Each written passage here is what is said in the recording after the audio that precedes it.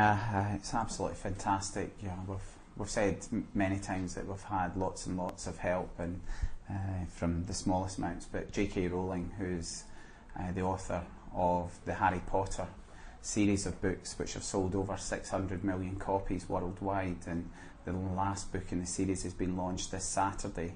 And she was approached initially by one of her friends to see if she could do something to help raise the awareness of Madeleine's disappearance, and we've jointly come up with this poster which J.K. Rowling has written to the publishers and the retailers worldwide who are going to be selling the book.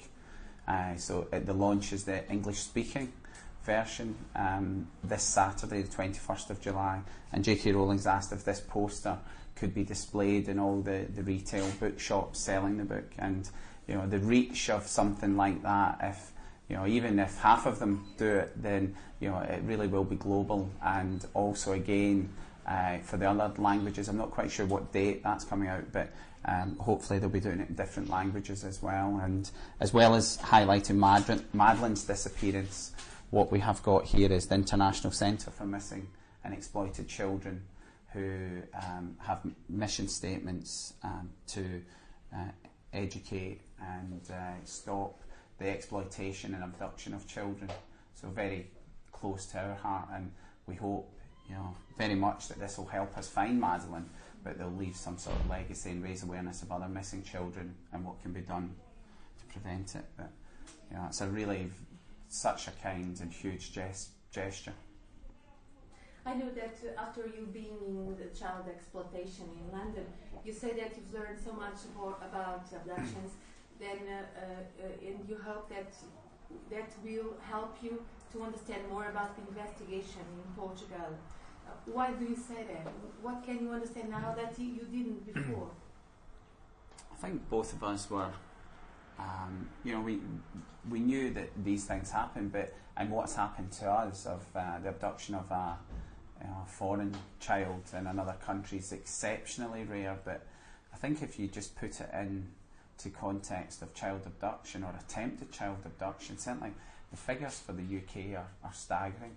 I was really very taken aback, and I don't think, you know, we were overly naive about it or not well read around the subject. You know, I think, you know, as parents we probably know as much as anyone prior to it happening, but it really... It's the scale of the problem. Yeah. I think we just weren't aware, and I'm sure there's loads of people out there who really aren't aware of the scale of the problem, and it should be. I mean, I think it's something that definitely needs publicised further, really, to make people aware and for something to be done about it. It's something that you really think that only happens to the other? Yeah, no, definitely. You never, ever, ever think that this would happen to you because it's so rare. And I know what I said, that what's happened to us having a foreign child abducted is rare, but in England and Wales in 2002 and 2003, there were over 1,000 attempted child abductions, and actually over 100 were successful abductions by strangers. Now, most of those children were returned fairly quickly, but you have to ask yourself who are abducting these children and why, and what are their motives. And I was absolutely astounded. So what we've learned certainly last week is the scale of the problem is much greater than we were ever aware of. And that's why centres like the International Centre for Missing and Exploited Children, who want to combat this worldwide, are so important. And going back to CEOP, the Child Exploitation and Online Protection Centre in London, I was very impressed with the work that they're doing, and they're taking a holistic approach, which I think is different to a lot of centres in the world, because they're actually a law enforcement agency, and they do a lot of work in educating children about safe internet use, reporting potential grooming, or if they're on chat rooms and they think someone's asking them to do something. So, and preventative measures are very important. But they, because they're a law enforcement agency, also want to be a very functional deterrent. So they want to make potential abductors think twice and increase the likelihood of them being caught. So the work that they are doing, I was very, very impressed with, and actually, they do a lot of conferences and education of other law enforcement agencies, both in the UK and throughout Europe and the world. And I've done a small piece to camera, and they're going to show that at the conferences, because they feel raising awareness of Madeleine's disappearance is the right thing, which we've taken advice on that all along, and it's good to know that they support this type of thing very much, and they think it will help the chances of getting Madeleine back. Mrs. and Mr. McCann, do you have more faith in your campaign or in the police investigation? What I mean is that with the information you have, do you believe that the police will soon find what happened to Madeleine, or you are not so sure about that, so you have to focus on your campaign? I think the two things have to be. Sorry, I have to ask this.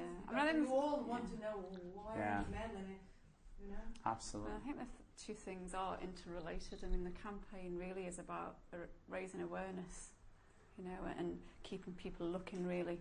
And not just for Madeleine, it does involve other missing children as well. Obviously, the investigation is totally separate, but that is to find Madeleine.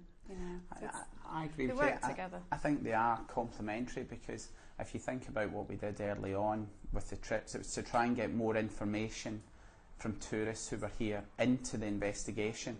So that was part of the campaign, was to get information in.